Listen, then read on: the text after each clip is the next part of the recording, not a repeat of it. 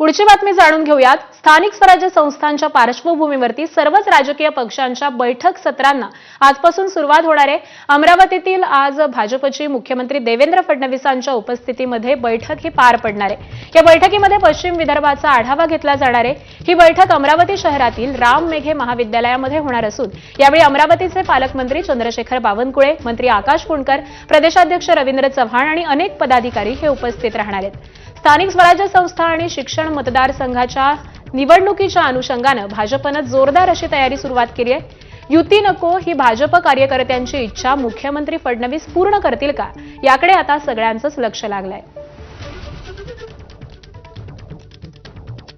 भाजपची आज अमरावतीमध्ये पश्चिम विदर्भ बैठक आयोजित केलेली। या बैठकीला मुख्यमंत्री देवेंद्र फडणवीस, अमरावतीचे पालकमंत्री चंद्रशेखर बावनकुळे आणि तसेच भाजपचे प्रदेश अध्यक्ष हे सुद्धा या ठिकाणी या बैठकीला हजेरी राहणार आहे।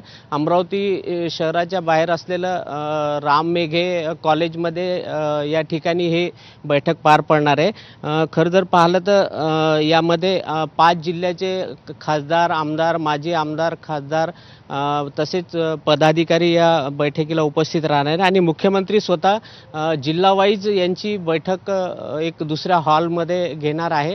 हे विशेष म्हणजे आता मुख्यमंत्री काय कानमंत्र देतील याकडे आता सर्वांचं लक्ष लागलेलं आहे।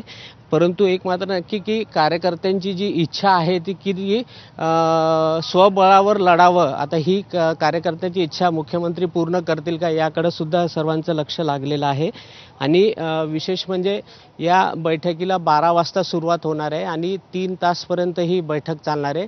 त्यानंतर मुख्यमंत्री काय निर्णय घेतील याकडे आता सर्वांचं लक्ष आहे। एक मात्र नक्की की अमरावती जिल्ह्यामध्ये भाजपची ताकद खूप वाढलेली आहे, त्यामुळे कार्यकर्त्यांची इच्छा आहे की भाजपने स्वबळावर स्थानिक स्वराज्य संस्थांची निवडणूक लढावी अशी मागणी जोर धरत आहे। कॅमेरामॅन अमोल देशमुखसह प्रणय निर्बाण, एबीपी माझा, अमरावती। पुढची बातमी पाहूयात। स्थानिक स्वराज्य संस्थांच्या निवडणुकांसाठी